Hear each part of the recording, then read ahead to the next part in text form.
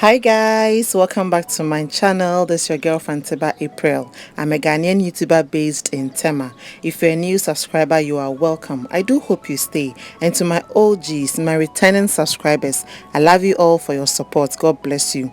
Please, if you have clicked on this video and seen this pretty face, don't go. Kindly subscribe to my channel. Support me by subscribing and liking my videos. I'm trusting God for 1,000 subscribers this year and I can't do it without you.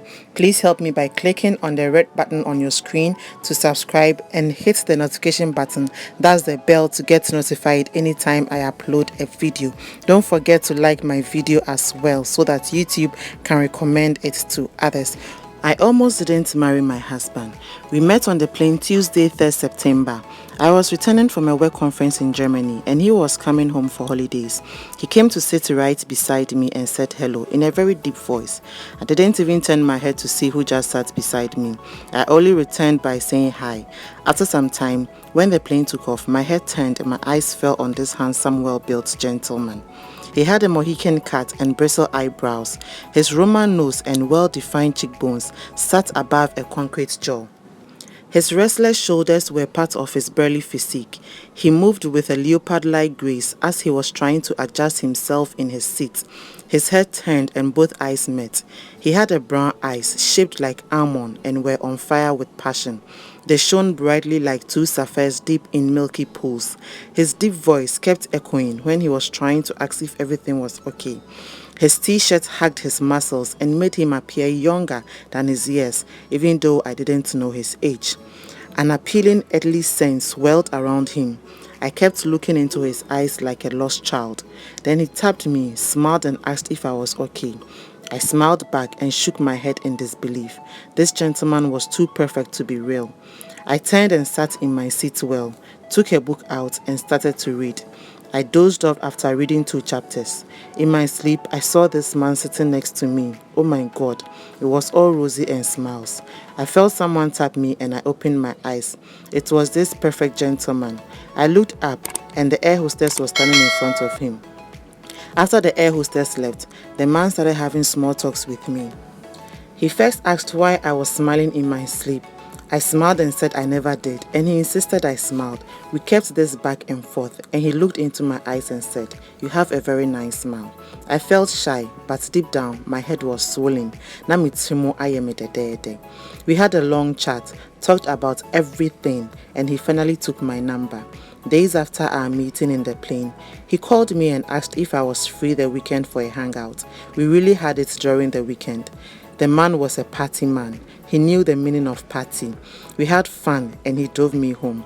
We became very good friends. The weekend was for us all the time.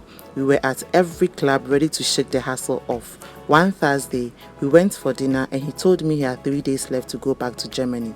I was sad, but he had to go. He held my hands and asked me to wait for him. I didn't understand because we weren't in a relationship. I looked at him confused and he asked again, this time caressing my hand, and he said, "Please wait for me. I will be back next year to take you as my wife." I let go of my hands in dismay and told him I was confused. Again, he took my hand and said again, "Please wait for me. I will be back next year to take you as my wife." "I love you, Jemfoa. Please wait for me. I beg you." I was in shock. I looked at this perfect man. I couldn't say no. So I said yes, I will wait for you. He kissed me and his lips felt soft and sweet. At that moment, I knew I had fallen in love. I escorted him to the airport and it was all emotional. On my way back home, I reflected on the 2 days we spent together as a couple. Neil was sweet, he was perfect, he was kind, generous, he was everything a girl would pray for. I kept smiling whilst driving home. Home was boring. I missed him. I laid on my bed and slept off. We talked almost every day. One day during one of our conversations in a video call, I realized he wasn't himself. I kept asking him what the problem was, and he insisted everything was fine.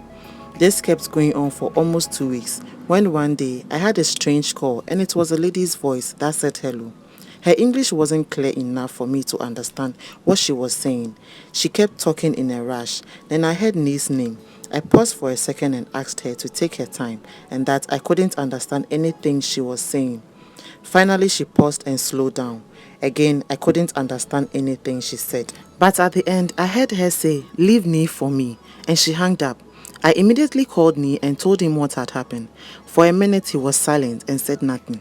He found his voice again and told me the lady was his girlfriend, but they had broken up when he returned to Germany. Now the lady is claiming she is pregnant, and he, Nee, is responsible for it. I couldn't believe my ears. He kept that away from me. He betrayed me. I trusted him. I couldn't believe he would keep such a thing away from me. I hung up and wept bitterly. He kept calling and sending text messages to apologize. He asked his best friend Osei to call on his behalf. I wasn't ready to be a homewrecker. He advised me to at least pick Nee's call and listen to him. After a month, he called again and this time I picked up.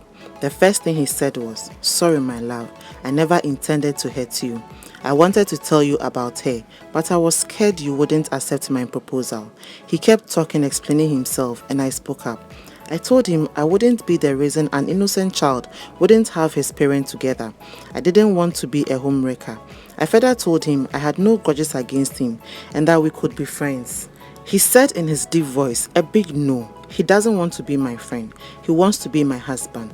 He spoke at length and told me he doesn't trust the child is his, so he would have the lady go for a paternity test. I couldn't give him a response to that because a woman is the only one to know who the father of a child is. I told him I would call later and I hung up. After that, he kept calling, sending text messages, but I ignored them all. 3 weeks later, I received an email. It was from Nee, a hospital report. I wondered why Nee would send me a hospital report. I ignored it and went back to work.